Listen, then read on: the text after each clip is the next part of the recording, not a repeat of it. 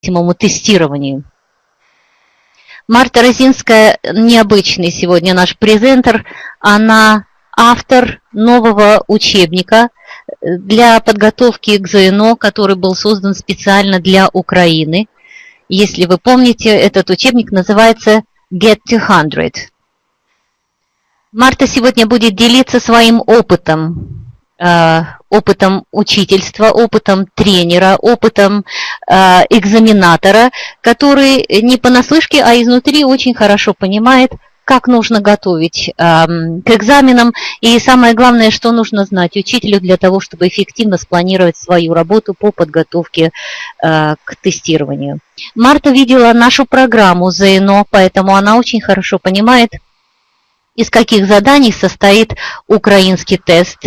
Мы с Мартой обсудили вот особые нюансы подготовки к лексике и решили, что вебинар, посвященный работе с лексикой, будет сегодня наиболее актуальным, потому что до нашего тестирования осталось совсем немного времени, и мы надеемся, что все идеи, которыми Марта сегодня будет делиться, пригодятся для вас в вашей работе. И уже завтра многие попробуют activities, которые предложит Марта, на своих занятиях. В конце вебинара я сделаю объявление по поводу онлайн-тестирования, на которое мы пригласим вас всех. Я объясню, где это находится, как с этим работать, и скажу, в какие даты будет проходить это онлайн-тестирование для ваших учеников, для всех желающих, совершенно бесплатно. Вопросы вы можете задавать уже в конце вебинара. Я думаю, мы не будем прерывать Марту во время выступления. На все вопросы, которые у вас будут здесь в чате, я, скорее всего, отвечу в самом конце. Если есть сейчас какие-то вопросы, вы можете задать сейчас вопрос. И через 5 минут мы начинаем наш вебинар.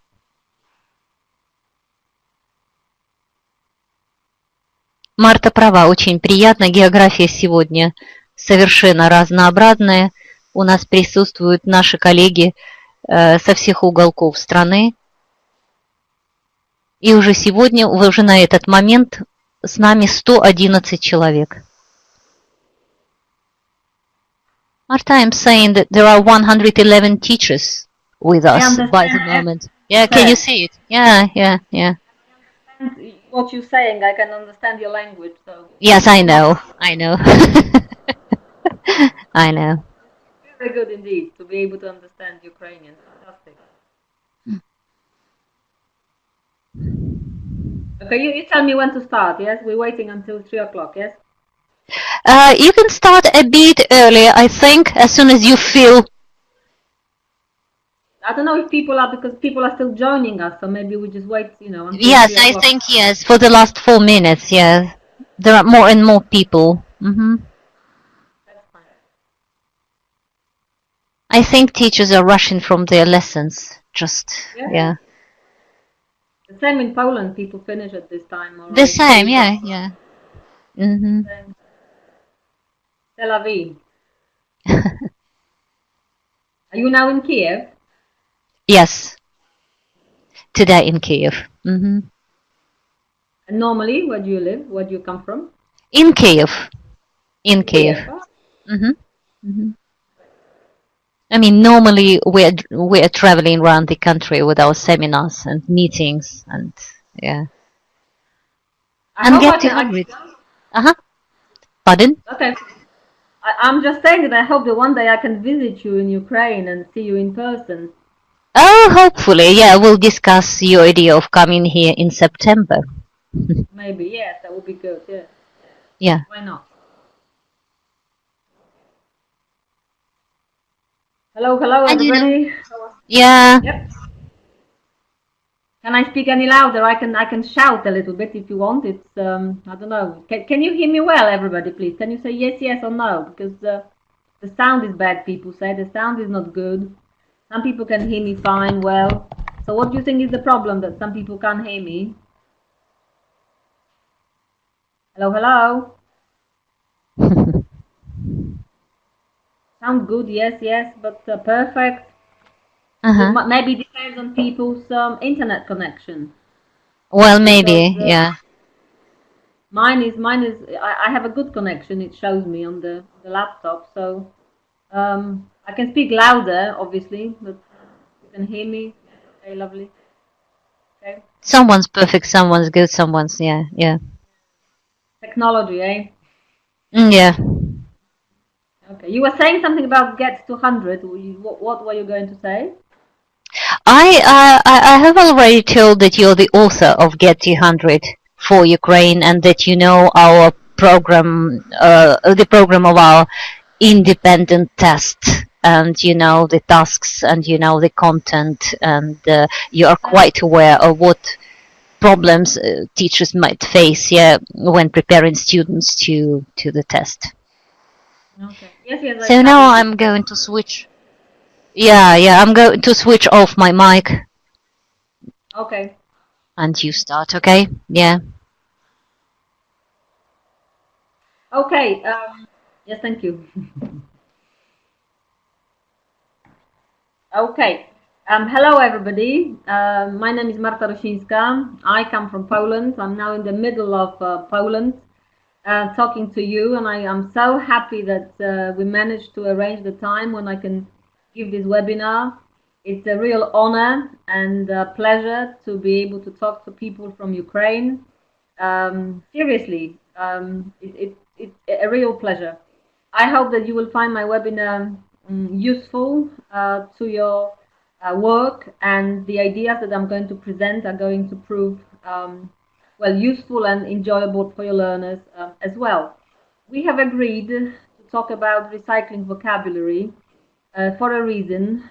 Obviously, I have studied your exam very carefully, and of course there is a lot of emphasis on reading, for example, texts. But after all, texts are made of words, and the more of these words your students know, obviously, the better. Now, I'm also hopefully pleased that the book that I have written is getting more and more popular in Ukraine, I hear. And I hope that with the use of the book, your students will just sail through their exam.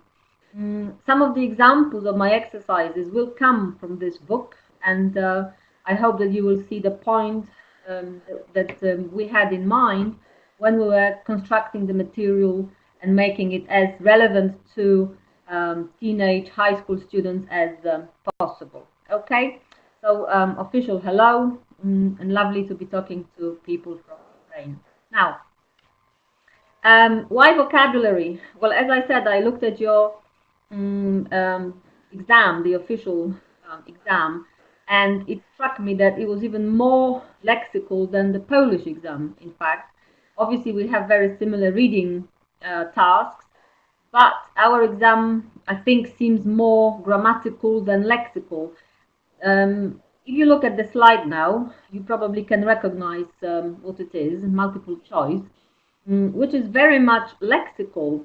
Most of these expressions that I can see demand from your learner quite a complex knowledge of vocabulary and different lexical patterns. This is something that struck me as different, and it's good because the more vocabulary students learn, obviously, the more they can communicate and function in English. Another thing that struck me is that the texts that your students have to deal with are not exactly very easy.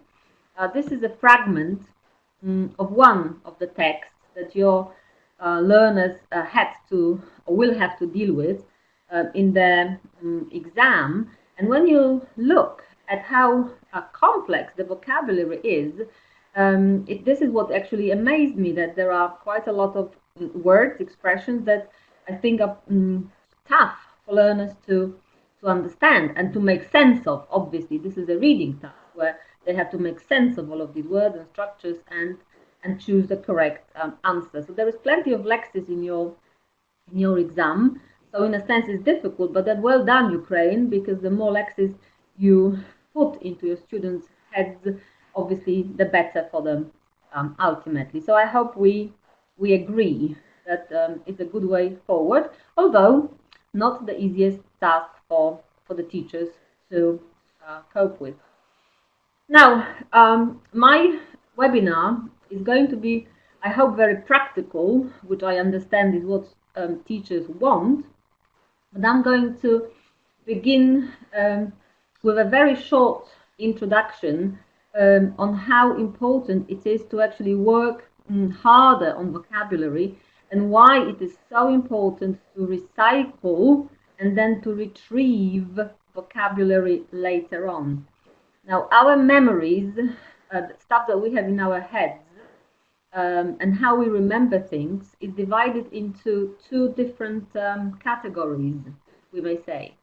On your left, you can see declarative memories, and on your right, you can see non-declarative memories. Now, within the declarative memories, we have two types.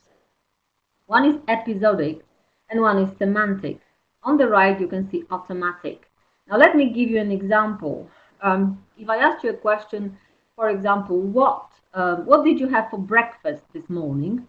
You would probably remember very well, because what you had for breakfast didn't happen a long time ago, number one. It was an episode in your life, and you probably remember sitting in your kitchen, in your room, and eating your breakfast. So you can connect this activity to something that actually happened.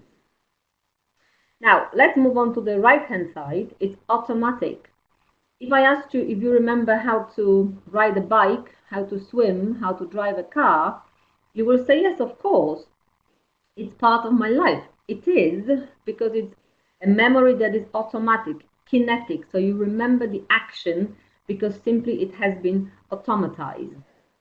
However, when it comes to the language, and now we're moving to the left-hand side of the slide, we can see that there's also something that we call semantic memory. And semantic memory is responsible for helping us to remember words. However, for words to be remembered, we must attach these words to something. Words on their own don't really go into our heads and don't become remembered. In order to remember words and to retrieve them when we need them, which means, for example, in speaking situations or in the exam, these words have to be recycled properly, and they have to stick in our memories. So how do we teach vocabulary, and how do we recycle vocabulary so that it becomes much more memorable? It is attached to something else in our brains to help us remember. That's why remembering vocabulary is so difficult, because it's very difficult to attach this to a particular moment in our life or to a physical ability, like in the case of swimming or driving a car. So it makes it hard. I hope we can see this clearly. Another issue that is currently quite common, at least in Poland, to talk about is how memory works in general. And we have, I have personally studied quite a lot of different books and have read a lot of research. And I found out about something that we call spacing effect. I don't know if you have heard of this spacing effect idea. I assume that some of you are also interested in how human memory works. And the spacing effect tells us the following, that when we teach students some language, vocabulary, grammar, then obviously we want to revise this at some point. But then what happens? In the usual circumstances, you teach, then you revise, and students, anyway, they forget, which is human, which is natural. It's a process that our brains go through. We teach, we learn, then we revise, and then we simply forget. But what matters is that this vocabulary, say, is retrieved once it has been taught and revised. Experts say that the best you can do to your students is to teach them the words, lexis, revise this, for example, the next lesson, the next week. Let your students forget a little bit for about a week or two, and then go back and try to retrieve what is left in their heads. So what I'm saying is that recycling, revising and retrieving has to become a permanent feature of what happens in our classrooms. And I'm not saying that we just have to revise the material from the previous lesson, from the previous week, but all the time we have to go back to where we started in lesson 1 and incorporate expressions and phrases from those previous classes into our current classes. And I'm hoping to show you some ways in which this looks manageable, doable, and above all enjoyable for the learner and useful from the point of view of the exam. I hope you understand my reasoning here. Now, this act of retrieving is actually crucial. I have about 25 years of experience in this profession, and for many, many years I used to work on different ways of how to put the knowledge into my students' heads. So I thought of all kinds of activities whereby I wanted my students to accept, to absorb as much words, knowledge as possible. Now, actually, for the last few years, I've been working on how to get these words out of their heads, how to retrieve the language that I have already taught. And I have had plenty of success, and this is what I want to share with you. I don't want to impose any of my ideas on you, just share how I deal with students that you have to deal with. I understand they are similar age and they have to go through the same challenge, which is the final exam. Okay, so far, can you just say okay, no, repeat, explain? I'm looking down in the chat box if anyone has a comment or something to say. That would be good. Can't see any comments, so I'm going to move on. I'll be looking at this chat box from time to time, so if there's something you want to ask about, maybe shout hello from Odessa. Yes, I've been to Odessa. It's a beautiful place. Hello, Elena. Okay, going back. The way we constructed our book and the way I think teaching should be, especially teaching of vocabulary, is that number one, we have to offer our students varied practice. Now, varied practice is not just for fun and is not just to kill the boredom of the students, because when you hear variety, you often assume that it's because students want fun. Apart from fun and enjoyment, varied practice is useful for the brain to remember, because the more varied the practice is, the more your brain is pushed to think. So imagine you introduce and you practice one set of words in a particular way. If the next time you practice the same set of words, vocabulary, in a different way, then you're giving the students' brains the chance to remember the information better. So variety not only for fun, but variety to strengthen the dendrites, to make the brain make sense, to make the brain process the information. Another thing that we take into consideration when we talk about teaching vocabulary is that obviously at such a high level and this high-stake exam at the end, vocabulary has to be taught on a massive scale, but obviously in context. We avoid teaching words in isolation. We teach words in context, preferably at least a collocation, if not a full sentence or a text. This is crucial for the learners to make sense of longer pieces of text, like in your Ukrainian exam and in the Polish one, for that matter. Finally, students are mature enough and their English is good enough to dig deeper, to go into understanding more nuances of English, of understanding how English works, to be able to cope with more difficult texts that your students have to deal with and have to write. As I saw, your writing task for the exam also requires quite the complexity of language on the part of the students. Okay, so this is in terms of introduction. I hope I I have made myself clear of what my idea behind teaching vocabulary is and what I believe in we should as teachers strive to do. Now, let us have a look at some practical examples.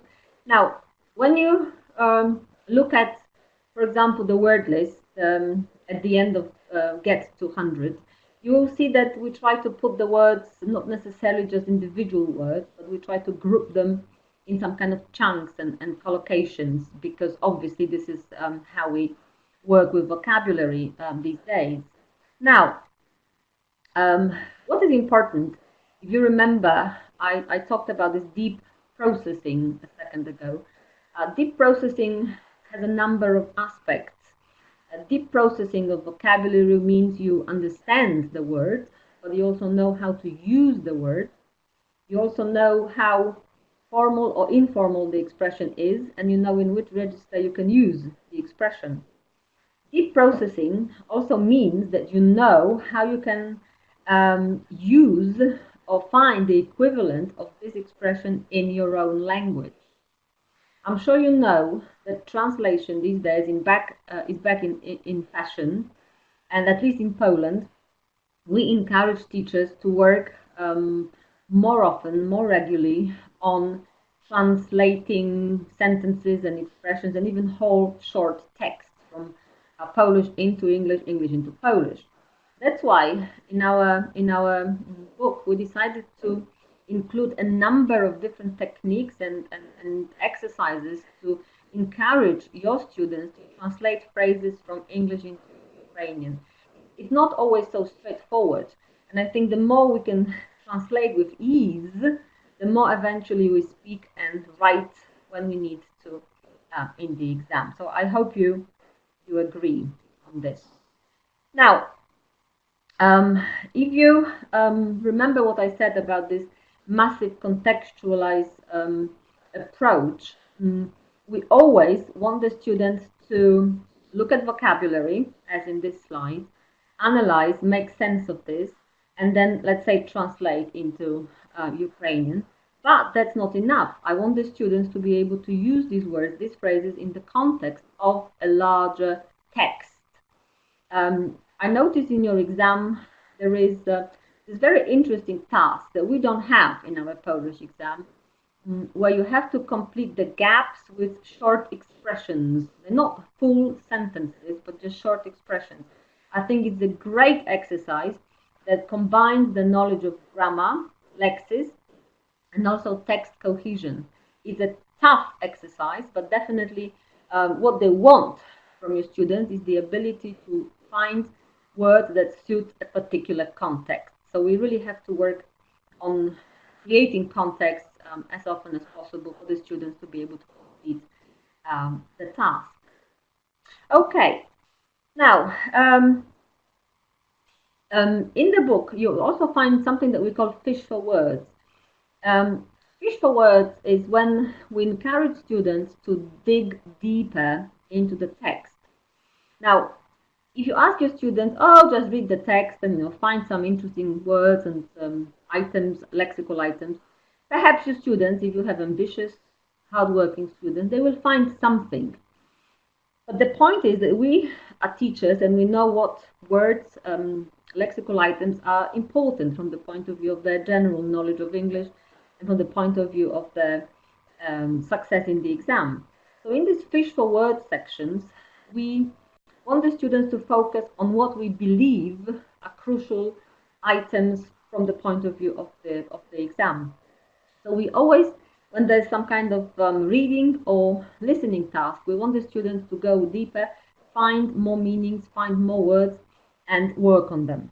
This is not everything, because I believe, and this was my idea and contribution here, is that I want my students also to pay attention to how the speakers introduce certain phrases, how the speakers communicate messages. So there's a lot of emphasis on how people actually converse, how people can talk, and what they use. So I want my students to fish for words, to take their fishing rods, to fish for words in the audio script or in the reading text, find the appropriate expressions, as you can see, and then use these expressions to discuss certain questions, obviously related to what they were just talking about or listening about. Now, it's actually crucial again that once the students learn words, learn vocabulary, students can practice the same vocabulary through writing and speaking. So anything that comes from the receptive skills should be then transferred smoothly and practiced through productive skills, because again, this is what helps memory, remember, our brain to remember vocabulary. Once we read and listen, put this into practice and say as often as possible, or write as often as possible. Okay, now it's also crucial that, as I said this before, and I'm sure you know this already, that the more expressions we pump into our students' brains, the better. Because then in the exam, for example, in the writing part, when they have to construct a sentence, they are more likely to be able to structure a sentence and therefore make some meaning, and when they learn words in isolation. So there is plenty of emphasis again on not just learning individual words, but adjective noun collocations, noun noun collocations, verb noun collocations, etc. So this is a vital part of the syllabus. Now, what can we do in class? These are some examples of activities that I have tried with my students, or my teachers have tried with their students. Let me give you an example. Now, this is called scavenger hunt. I hope you can see the slide very well, scavenger hunt. The idea has been inspired by a lovely gentleman from Canada called Ken Lackman, who has done a lot of interesting stuff on teaching vocabulary, and he was the inspiration behind this exercise. And it works in the following way. You give your students a piece of paper that looks like this, and you tell them that they will have to read a text, not too long a text, and in this text they will have to find different types of collocations. So, for example, they will have to find adjective and noun collocations, and 5 of those. Verb plus noun and 3 of those. Noun plus noun, 3 of those, and verb plus adverb, 5 of those. Obviously, you choose the types of collocations you want your students to find, as well as the number of them, simply depending on how many there are in each text. Okay? So, these are the examples of collocations that came from the text that we were looking at a second ago. I'll go back, yes. So this is the text, for example, and the students have to read the text. Obviously, once it's completed, read the text again and fish for words. And I want them to find the following types of collocations. Obviously, with teenagers, at least in Poland, and I don't think they differ much across the world. Wherever I go, they seem to be the same. They always want to be involved and perhaps more active. So instead of just giving them this piece of paper, read the text and find, we encourage students to create displays like these on the walls. Can you see the huge pieces of paper here? Adjective plus noun, adverb plus verb, etc. And they are all over the walls. And students read the text in pairs. So this could be a competition, yes? And they have to find the collocations. Now, once they run to the board and they see that somebody else has produced this collocation, they should look for another one, basically, okay? So by the end of the activity, this should be full of lovely expressions and collocations that the students can then use. I don't know what is the policy in your schools on allowing mobile phones, but in my school where I teach, students are allowed to take photographs of the material that they have produced on the walls. So I have no idea how this is working in your country, but this is what happens. This girl is taking a photo, so that they have this then on their phone, and then can use this, for example, at home to remember expressions. So it's a lovely exercise for students to motivate them to fish for words, to find more, and not just individual words, but chunks. Okay? Hope this is clear.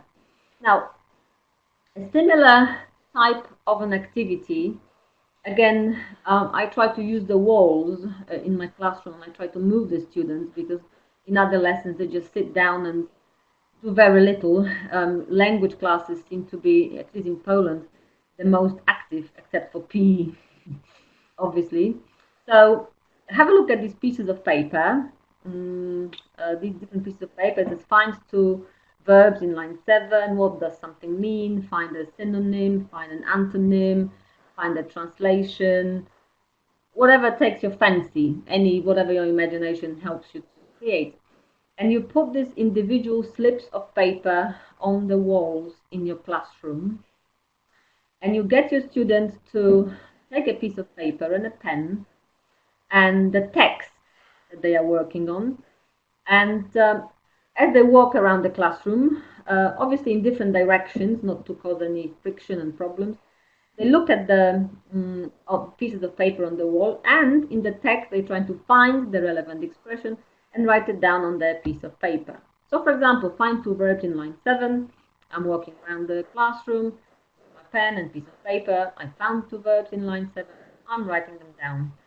And by the end of this activity, again, I have collected a number of useful words that I can then put in my notebook, and then perhaps we can, I don't know, make a story with these words, sentences, etc., etc. So it's a lovely way of activating students and taking them away from the book. The book is obviously important because it's where they find their knowledge, but you know that students can't just work heads down. Youngsters must also be provided with activities which are heads up, or kind of more kinetic types of tasks. Okay, so this is definitely something that works with our students. Okay, another way of asking the students to look at text and find words in text, and it's crucial that it's text, not just the word list. The word lists are a funny thing, really. They are useful, but they often just expressions. So the more they see the words in context, the better. This may be homework if you want, or this possibly could be also a classroom activity. Students are working on a text, and everybody gets something like this from you, and you encourage your students to read the text, and you encourage your students to remember. And you encourage them to remember, for example, one word from the text with its definition. Okay? So they choose a word and they try to remember the word because of the definition. They choose another word and they try to remember this because of translation. Another word, synonym, antonym. They look for a phrase they like because they find it useful. A phrase that they don't like because they don't understand it or they don't find it useful. They may want to look for sentences with which they agree or disagree. When they finish, you can put students in pairs again, and they can test each other on these words, for example. So, okay, which is the word you remember because of translation? So the student will say, yes, I'm going to remember this word because of this Ukrainian translation. Or which word did you remember through synonym? Oh, I remember this one because the synonym is this one. So by the end of this activity, again, the students have had the chance to focus on some specific words which were their choice. I also believe that sometimes it is important to give teenagers choice and control over what language they want to practice in the class. So this could be homework, as I said, this could be a classroom activity as well. Okay. I'm also a little bit fanatical, you may say, sort of obsessed really with the so-called peer assessment. I have been working on peer assessment for, I don't know, 15, 20 years now. And I'm a great believer in assessment done by peers, because I think if you teach someone, you remember better yourself. And I'm currently studying French, and my teacher is very good, and she encourages us also to work in pairs and to teach our partner. And if I have to teach my partner or test my partner, I have to make sure I understand myself first. And when I try to understand myself first, I'm learning a lot. So this is the general premise behind this. Now, again, in this case, test your partner activities. I get my students to choose, depends on the level of my students, between, let's say, 6 and 12 expressions. Depends on the level and the time.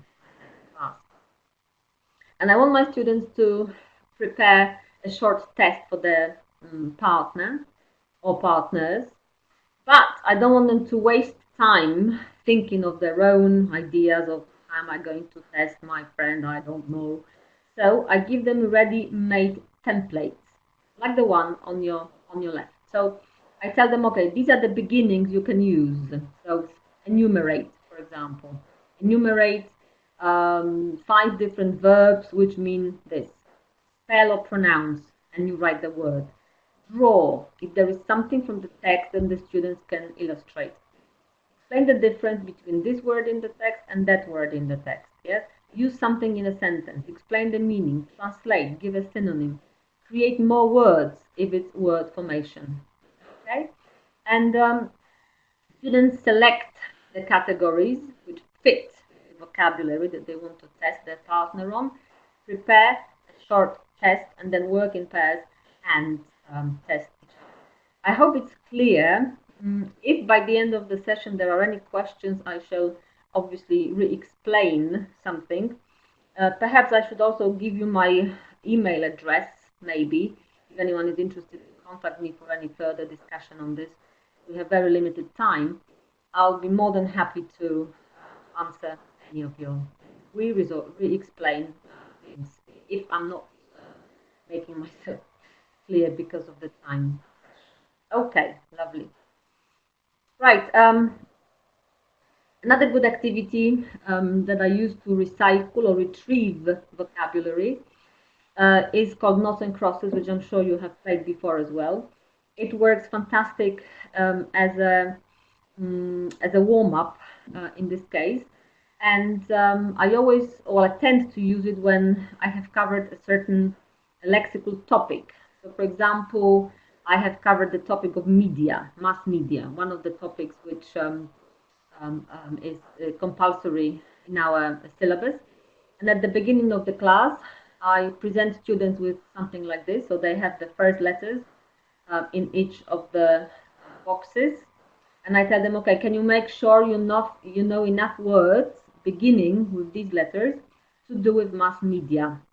So I give them the chance to find these words. So obviously they have to go through the book and find more than one expression to do with mass media. And then they can sit down and play noughts and crosses like we play the game regularly. So basically they can just say, okay, for example, for C, excuse me, this could be celebrity. So if somebody knows the word beginning with C, this is their point and they get a cross, for example, yes, etc. So it's a good warm-up activity, and then the students can play this in pairs, so I'm not involved, really, which is fantastic. I can have a cup of coffee, and they can play and revise words as much as possible. Another variety of this exercise is not working on the individual words, but is working on collocations. So instead of giving students just one letter, you can give students the first letters of the whole collocation. So for example, if we have the phrase be a celebrity, let's say, so the first letters here would be B, A, C, be a celebrity, which makes the exercise harder because the students then have to read your first letters, yes, your first letters of the expressions, and find the relevant expressions in the book. So no more freedom. You're making this more restricted by asking the students to find the relevant expressions. Yeah? So a slight variety on noughts and crosses that can be played to recycle, revise vocabulary fairly quickly at the beginning, at the end of the lesson, in the middle of the lesson, whenever students' energy levels are going down and they need a game. Okay, working with text, as I said, is crucial. And if you look at this text, it's about a competition of rolling cheese. Don't know if you must have heard about this. Stilton, rolling Stilton cheese down the hill in Britain. Quite a popular festival. Anyway, the text is packed full of expressions and words, and I believe that it would be a good idea for the students to look at this text more than once. I often choose a short text that I think is full packed of nice words, expressions, word formation, and I get the students to look at this text more than once, but each time in a different way. If you remember variety, which is not just for fun, but variety because it helps our brain. So I get my students to look at the text. First time just read it, maybe answer comprehension questions, and then get my students to, for example, find some expressions again, like the scavenger hunt, which you'll remember from 5 minutes ago. Okay, scavenger hunt. Then I may gap out this text and remove some words and get the students to complete the gaps. Then next time I may possibly get rid of all the endings, like for example competition, so the students will see compete, competition, yeah, so they will just not see the whole word, they will just see the beginning of it, for example, and they have to complete the text with the appropriate ending. Okay, now the tough part of this is this. If you look, these are the first letters of what? These are the first letters of the sentences taken from the text. Okay, can you see T, C, I, O, E, Y letters? And I go back to the text, and you will see that these are the first letters of the words from the first sentence. The competition is organized every year. Yes, T, C, I, O, E, Y. So, if I have good students, ambitious students, I will perhaps decide to decode certain parts of the text in this way for the students to find the whole sentences, and then perhaps test them from memory if they remember what these sentences were. Now, repeating sentences, words and phrases aloud helps students again remember. Anything that they say loud helps their memory to hold for a lot longer. Again, for more ambitious students, I think it would work. Okay, again, going back to Get to 100, I insisted, because it's one of the exercises that I like, is I want my students to expand their vocabulary and to expand their knowledge of synonyms, which again is crucial, not just to understand texts where synonyms are used, but in writing, like in your exam. So there are plenty of exercises where I want my students to simply replace words. And in this case, for example, we have, I don't know, it was a good film. I'm sure your students do exactly the same and just say good film or nice film instead of some nicer equivalents. So it could be obviously an amazing film, fascinating film, anything else film, yes? I got an email, for example, the word received. I liked, I enjoyed, yes, I loved. So we work on synonymity because the synonymity helps us expand our vocabulary. And our students must know that it is not about how difficult these synonyms are, is that they have to know words which are simple but effective, because this is manageable from the students' view. Yes, something that's manageable. I know 3 equivalents of like. That's brilliant. They don't have to be from, you know, the outer space. They have to be simple yet effective ways of communicating with English, and not necessarily repeating I like, good, nice. Yes, there are other words which the students are capable of doing and providing, but they sometimes assume that everything has to be awfully Okay, another question which is actually crucial and I think often overlooked is that word formation is treated mainly as part of the use of English task, yes, where in your use of English, if there is no word formation, sometimes teachers think, well, maybe that's not the most important thing in my life and I shall concentrate on something else. Well, I believe that word formation is actually of paramount, because basically if we can create words, we understand these words. If we understand these words, we simply understand more English. So if I look at the word argue, let's say, and I know that there is argument, there is arguable, argumentative, arguably, I have created more meanings for myself and for my students.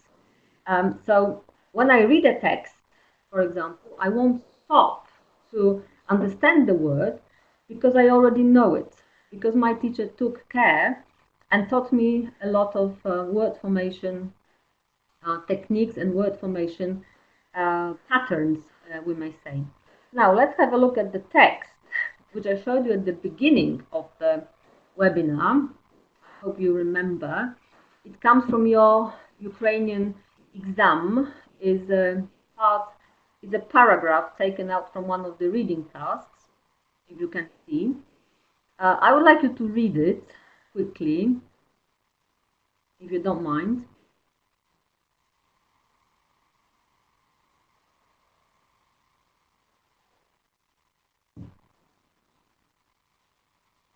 Okay. And if you just have a look how it is, what words you can find in this text. You have challenging, okay, so challenge, challenging, beneficial from benefit, obviously, unfamiliar from familiar. Then you have self-confidence. Then you have, here at the back, manageable. Yes? Now, again, if your students can decipher the meanings of these words quickly, they read quicker. So manageable is no longer, I don't know this word, my teacher never taught me the word manageable. I have no idea what it means.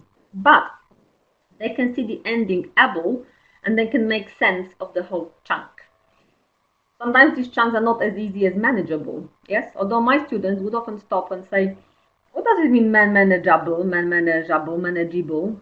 Because, you know, they just can't see that. So I spend a lot of time teaching students how to decipher words. That's why in Get to 100, there is plenty of practice on word formation, which is not just for the use of English sake. It is mainly for making students, giving them more vocabulary based on the same root word. Yes, it is crucial that we pay attention to this from the point of view of fluency, not just I hope it's useful to think about language like this. An activity I often do. I do lots of activities, but I had to select my favorite one for the sake of this webinar. And I often create text for the students, and I tell them, look, have a look at this text. And in this text, there are quite a few problems with word formation. Sometimes the word has no appropriate ending, and sometimes the ending or the prefix or the suffix is simply wrong. Can you read the text and find all possible mistakes? So the students read, and obviously they say, yesterday I had a friend chat. Obviously friendly, with a friend of mine. She's an attractive looking woman. Who's beautiful? Maybe not. Whose beauty is envious. She's a wealthy person, despite the fact she has never worked. Now, if students are used to this kind of analysis of the text, then they begin to notice these words quickly. Sometimes students may find it hard, in which case I will underline where the problems are, or at the bottom or at the top, I will give them the appropriate suffixes in this case to match the word. Yeah? So this is one of many activities I get my students to do, to focus on word formation, again, within the context of a short text. I really believe in the power of text and showing students as much language as possible in the context of the text. Right. Now, what we really care about, I think, as teachers, is that our students acquire ready-made chunks of English that they can use in communication, both spoken and written.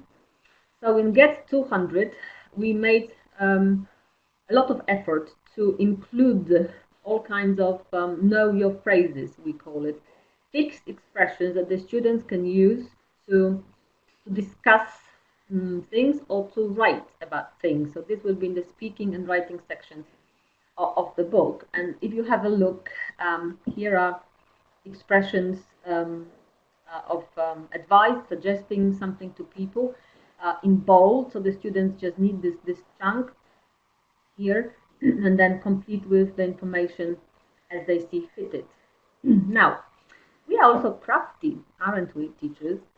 So once we teach them these expressions, we want them to practice these expressions in a particular way. And again, I understand Ukrainian when you speak. I understand what you say, but I'm not sure I can read it very well, but I'm sure you can. So we want the students to activate the expressions that they have just come across through translating from Ukrainian into English.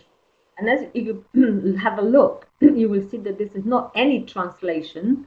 We want them to go back and utilize these phrases, exactly these phrases, to say that.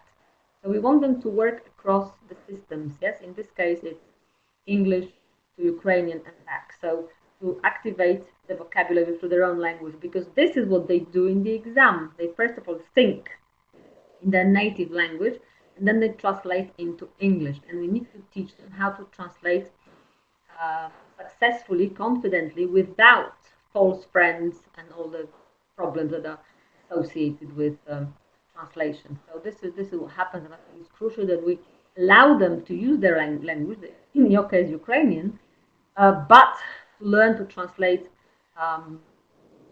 confidently and also correctly, yes, without mistakes as much. Obviously, we want the students to do the same when it comes to writing. So there will be plenty of expressions, again, know your phrases, in the book where the students can simply lift the language, sort of borrow, steal, really, and use. Obviously, it's much faster when they have something in front of their eyes and stimulates discussion. I think students don't get stuck that much, and they find writing easier. Now, again, another kind of exercise that is very I think common and popular in schools across the world, bingo exercise. In this case, I tend to play bingo with functional English. If you have a look at the slide, you will see phrases that we use in spoken English. For example, yes, congrats. Don't mention it. Yes, please. How horrible. Me too. Could you repeat, please? Tough. Good luck. Kind of. How do you think it works? Well, I would love to see you now in person and give you time to work in pairs and tell me how this might function, but we don't have this opportunity. Basically, what you do, obviously, this has to be bigger. So we don't just have 9 squares. Bingo, we need to have probably double the amount. Yes. So more than just 9. And you get your students to select 6 or 7 that they think they want to bet on. And then you read a sentence or a question. And if your question or your sentence matches one of these responses, they shout bingo. So for example, if I said, do you like potatoes? The only answer maybe is, kind of. Or, if you have crafty students, do you like potatoes? Oh, could you repeat, please? Okay, so again, this teaches the students that one question may have more than one response, obviously. And as they listen, they have to listen very carefully and choose and decide if what they have chosen matches your question or your statement. Again, this can be bigger. If you have good students, you can give them a list of, I don't know, up to 20, get them to choose 12 and work accordingly. Again, depends on the level of your students. So it's a nice idea to practice fixed expressions, helping students to communicate a lot. Okay, now let's keep this one and this one. Okay, now I often encourage students as well to collect words, and I found this on the internet. It's called personal word wall or alpha box, but really you can just draw it and get your students to draw it. It's just squares, as you can see, and each square has the first letter of the alphabet. A, yes, A, B. Can you see this is the letter of the alphabet? A, B, C, D, etc. Now, when I have covered, let's say, 2 or 3 units, and it's time to retrieve the information, to recycle more than just one lesson, I will get the students to find from each of the units, let's say we have covered 3 units, so from each of the units, find at least one expression that begins, or one word which begins with each of the letters of the alphabet. Obviously, letters such as X or Y will be problematic, so you might get rid of them in the first place. And then the students collect these words, and then again, they can come up with all kinds of test each other exercises, I mentioned before, where they have to test their partner on the vocabulary that they study. It's a good way of getting the students to collect language.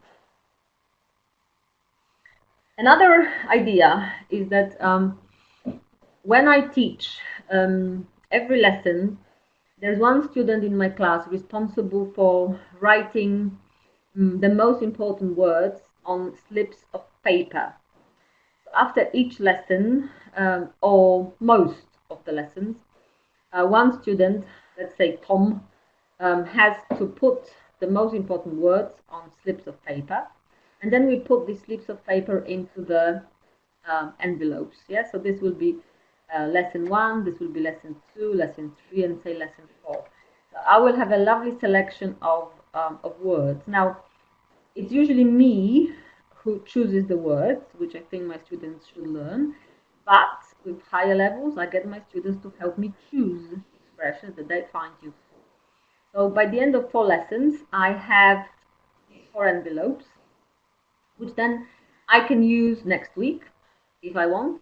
I can use in 2 weeks, or I can even use in a month to retrieve information. And what do I do with these words?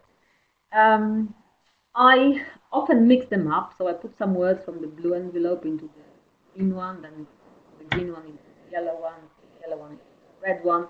So I mix these expressions up. Anyway, I make sure that there is at least 20 words, 20 expressions in each envelope.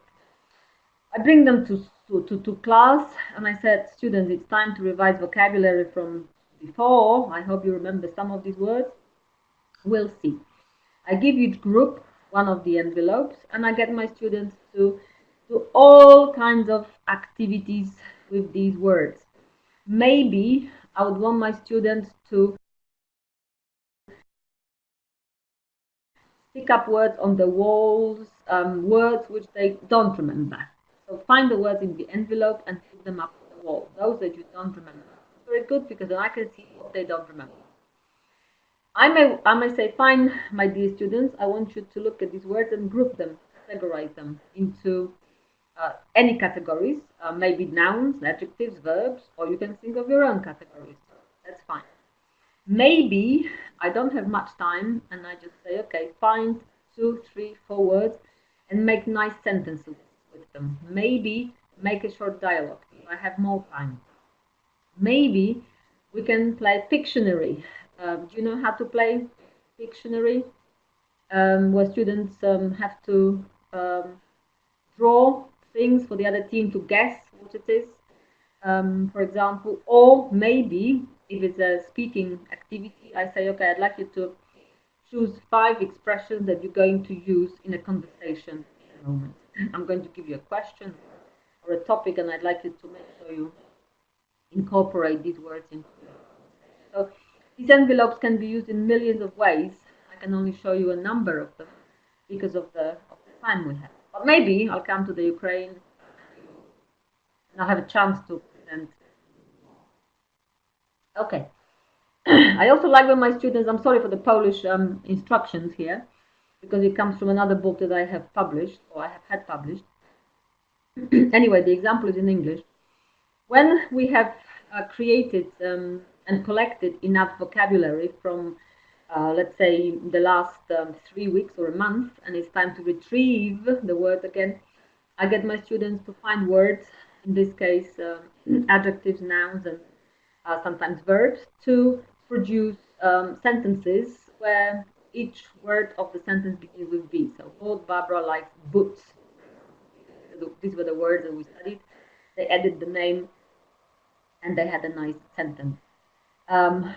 If I thought that we have a nice collection of words with double letters, so I say, okay, I'd like you now guys to look through vocabulary of the last month, and I'd like you to find as many words as you can that have double letters in them. This is good for spelling, obviously, but also an involving activity, because the students, again, this is a competition, they have to find words that have double letters in them. Just a way of helping students remember vocabulary. Good warm-up activity, for sure. Okay. Sometimes you look at the vocabulary you have taught, and you realize that there's a lot of words that begin with a certain sound or a certain letter. In this case, ch. You get your students to find words that begin with ch. In this case, it's chips, chop, chat, cheek, and chill. Yeah. So as you can see, different themes, different lexical fields that the students are trying to find together. Obviously, it doesn't have to be just the first letter. It can be the last letter. So there are plenty of words that you have spotted end with sh. And you get your students to find these words and make these maps in their notebooks. This could be a nice classroom poster. Really, depends on how you want to play this with your students, okay? So these are the ways in which we can help students collect words. And again, once we have the collection of words, we can again think of an activity, again a quiz, test your partner activity of some kind. So that's a good way forward. So to finish off, I just want to stress how important it is to give your students what we call variable training, which means that we revise, retrieve vocabulary regularly, on a regular basis. Then we do this in the context that we allow the students to process it as deeply as possible, for the brain to remember as much as possible.